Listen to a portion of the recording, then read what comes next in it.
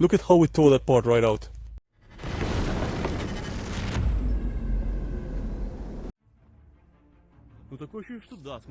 Russian soldiers, observing their destroyed OSA air defense system, speculate it was hit by a HIMARS, though it was actually downed by an FPV drone operated by Ukrainian GUR forces early October in the occupied part of the Kherson region.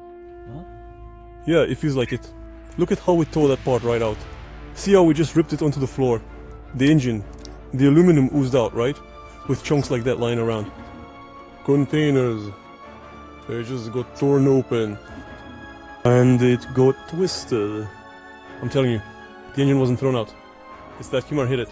So most likely, you know, it was stopped by an FPV. And then the Kimar finished it off. Yeah, I see it. Came in from the top. Definitely not an FPV. It's standing wheels up. It captures just how it got finally wrecked by us. And then probably was further pounded by FPV. You see? To finish it off completely. The camera is there, on that side. You're right, it hit her on the left side. Ukrainians conscripted into the Russian army are used all for meat, denied leave, forced to rely on the black market for supplies and to buy vehicles with their own money, and are sent into meat storms where large numbers are killed, according to a Russian commentary. The Russian Philologist in Ambush Telegram channel, which is pro-war but often critical of the way it's being fought, has published a description from a source in the forces of the Luhansk People's Militia, now part of the Russian army, on the situation there. Thank you for highlighting the issue of the wounded and the untreated. For the butchers, the 7th Luhansk Brigade is generally giving the locals, i.e. men from the Luhansk region, a hard time, both commanders and soldiers. A drone destroyed a gun, so the crew go into assaults as we have artillerymen in abundance. The locals don't go on vacation at all. Those who came from the Russian Federation to the unit, they go on vacation like clockwork. The locals are all for meat, without a break. Electronic warfare, are you serious? Take a stick and chase Baba Yaga drones around the battlefield. Put on a helmet. Here's your electronic warfare, an artillery compass in pieces after a raid. It's in the dugout, go look for it.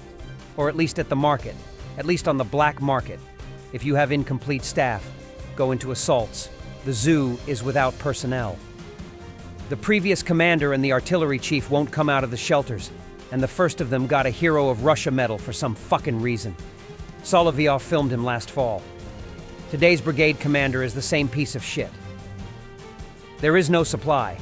Personnel are using their own money for buying their horsepower and wheels for trucks.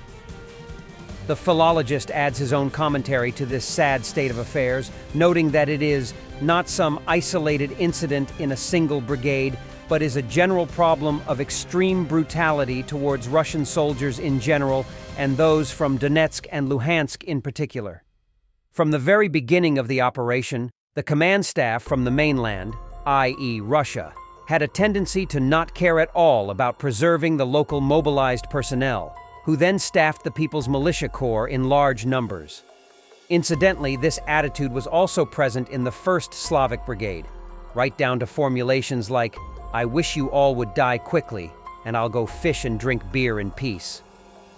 That is, it is quite obvious that the problem of brutal treatment of personnel based on regional characteristics works in both directions. But, in my opinion, this attitude is only a local and situational aggravating factor, nothing more. Local senior officers can maliciously drive servicemen from the mainland into bloody assaults, but the tasks for these senior officers are set by the highest officers from the mainland. The top officers from the mainland enthusiastically drove local mobilized soldiers into meat storms at first, and as this resource wore down, they began to enthusiastically drive mobilized and non-term contract soldiers from the mainland into the same meat storms. Because this is a common practice. In addition, the commander's disregard for the personnel of the units that are being put under operational control as attached forces is in full bloom. Here, of course, nuances of personal hostility towards people on a regional basis may also manifest themselves, but the essence of such practices does not change.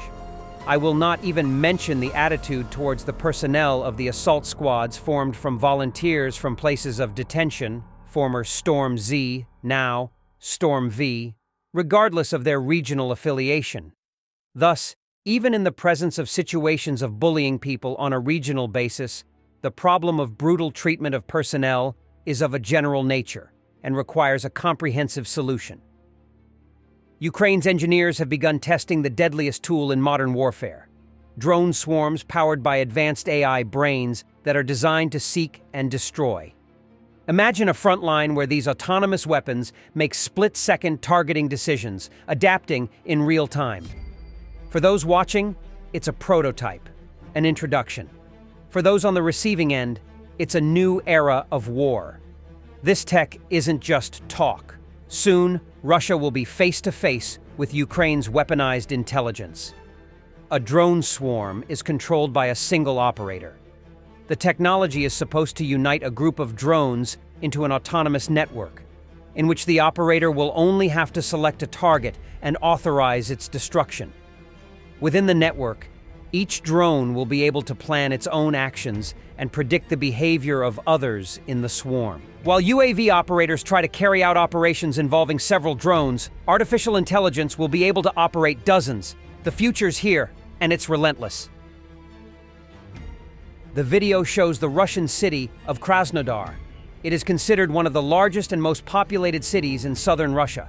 While Kremlin propagandists shout to their people and the world about the greatness of Russia, ordinary Russians live roughly as shown in the video. Putin continues to spend huge sums of money on the war in Ukraine and killing civilians not only in Ukraine, but also in Russia by sending them into meat assaults. Meanwhile, Russia is rotting from within. Краснодар, посмотрите.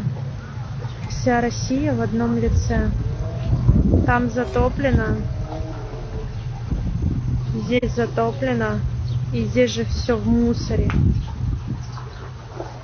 Вот так. Lukashenko. Minsk should be at the negotiating table if it concerns the conflict in Ukraine. It is a matter of guaranteeing our security. Lavrov listened, stony-faced. Lukashenko wants security guarantees for himself, probably. But everyone knows who he really is. Чем быстрее мы объединим свои усилия, тем скорее они будут найдены. Наш интерес.